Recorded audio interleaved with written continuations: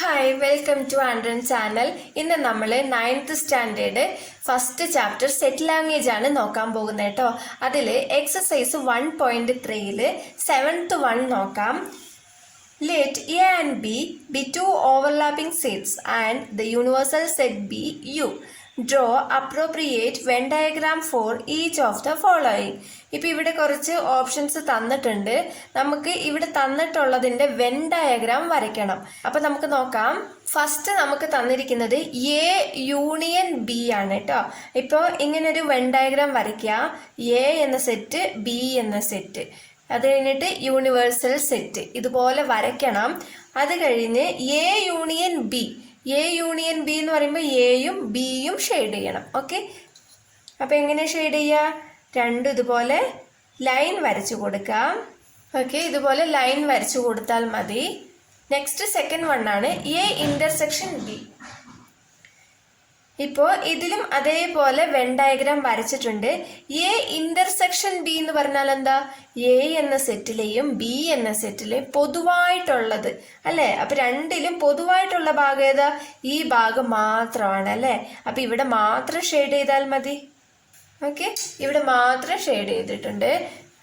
Next A intersection B whole dash ആണ്. അപ്പോൾ നമുക്ക് ഇവിടെ കോംപ്ലിമെന്റ് തന്നിട്ടുണ്ട് അല്ലേ? അപ്പോൾ ഫസ്റ്റ് നമുക്ക് ഈ ബ്രാക്കറ്റിന്റെ ഉള്ളിലുള്ളത് ആദ്യം കണ്ടുപിടിക്കാം.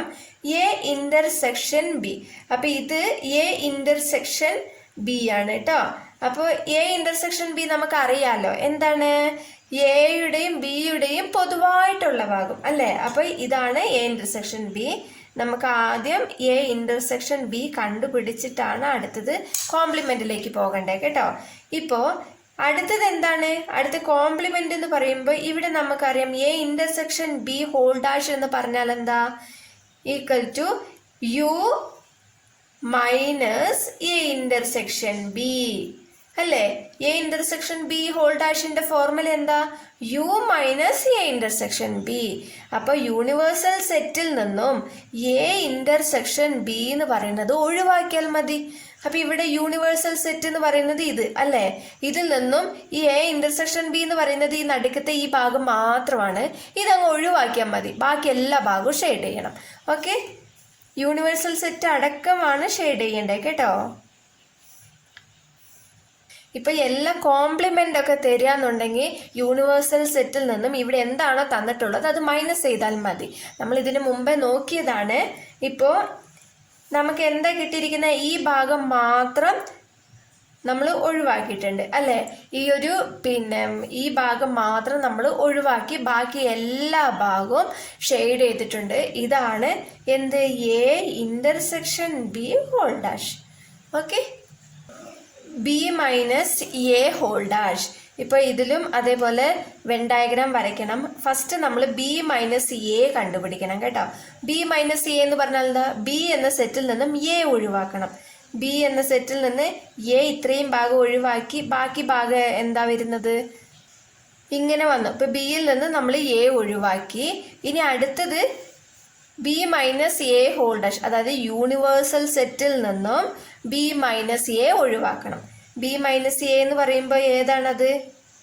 ഈ ഷെയ്ഡ് ചെയ്ത ഭാഗമാണ് ബി മൈനസ് എ അല്ലേ?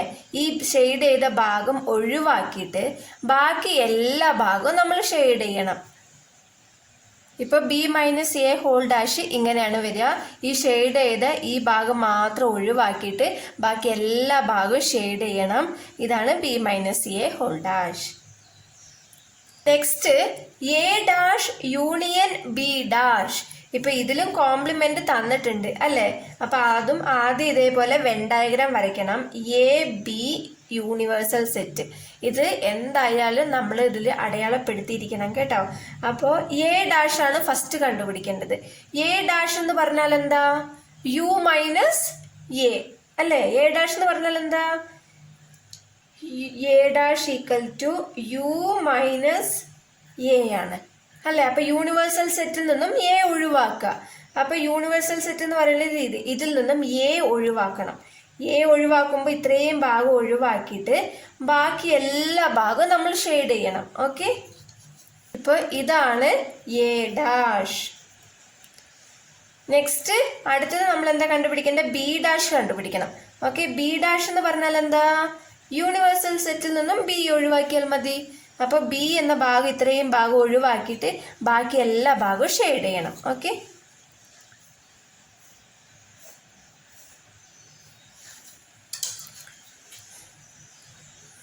ഇനി നെക്സ്റ്റ് നമ്മൾ എന്താ കണ്ടുപിടിക്കേണ്ടത്? എ ഡാഷ് യൂണിയൻ ബി ഡാഷ്. അപ്പൊ ഇത് രണ്ടും യൂണിയൻ ചെയ്താൽ മതി. ഇത് രണ്ട് യൂണിയൻ എന്ന് പറഞ്ഞാൽ ഇവിടെ ഉള്ളത് അതുപോലെ ചേർത്ത് എഴുതിയാൽ മതി. ഇപ്പൊ എവിടെയൊക്കെ ഷെയ്ഡ് ഉണ്ട്?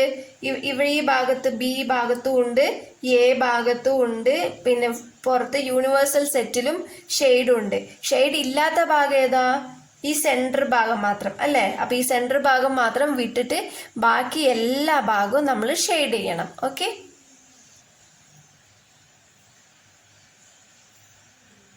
ഇങ്ങനെയാണ് വരിക കേട്ടോ.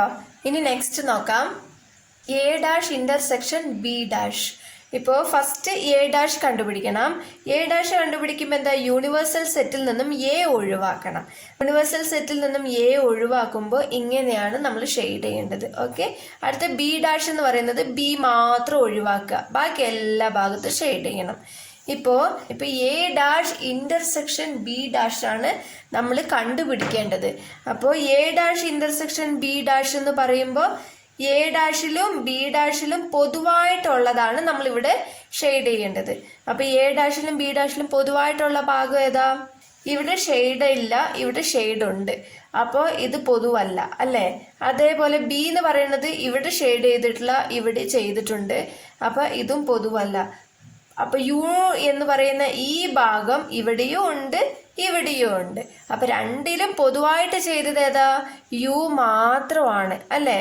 അപ്പൊ ഇവിടെയും നമ്മൾ യു മാത്രം ഷെയ്ഡ് ചെയ്യണം, ഇത് രണ്ടും വിട്ടേക്കണം. ഓക്കെ, ഇപ്പൊ ഇങ്ങനെയാണ് ഇവിടെ ഷെയ്ഡ് ചെയ്യേണ്ടത്. ഇതിൽ രണ്ടിലും പൊതുവായിട്ടുള്ളത് ഈ ഭാഗം മാത്രമാണ്.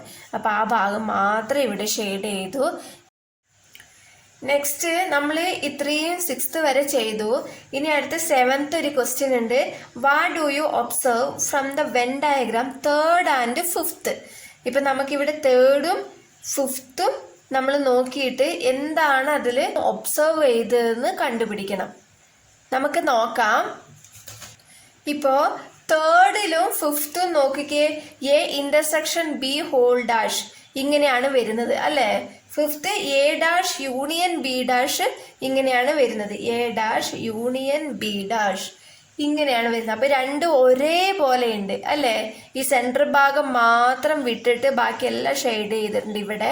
ഇവിടെയും അതേപോലെ തന്നെ. അപ്പൊ രണ്ടും ഒരേപോലെയാണ് അല്ലേ? അപ്പോ 7th വൺ നമുക്ക് എന്തെഴുതാം?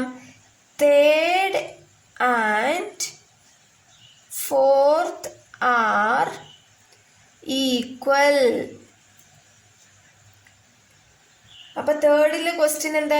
A intersection B whole dash equal to, sorry ഇവിടെ നമ്മൾ 4th അല്ല 5th ആണ് ചോദിച്ചിരിക്കുന്നത്. 5th കേട്ടോ, 5th-ഉം 3rd-ഉം ആണ് ഈക്വൽ കേട്ടോ. അപ്പൊ 5th-ലെ ക്വസ്റ്റ്യൻ ഏതാ? A dash union B dash. അപ്പൊ എ ഇന്റർസെക്ഷൻ ബി ഹോൾ ഡാഷിനെ A dash union B dash എന്ന് എഴുതാം. അപ്പൊ ഇതിന്റെ രണ്ടിന്റെ റിസൾട്ട് നമുക്ക് ഒരേപോലെയാണ് കിട്ടിയിരിക്കുന്നത് കേട്ടോ. അപ്പൊ മനസ്സിലായെന്ന് വിശ്വസിക്കുന്നു. വീഡിയോ ഇഷ്ടപ്പെട്ട ലൈക്ക് ചെയ്യാനും ഷെയർ ചെയ്യാനും കമന്റ് ചെയ്യാനും സബ്സ്ക്രൈബ് ചെയ്യാനും മറക്കരുത്. താങ്ക്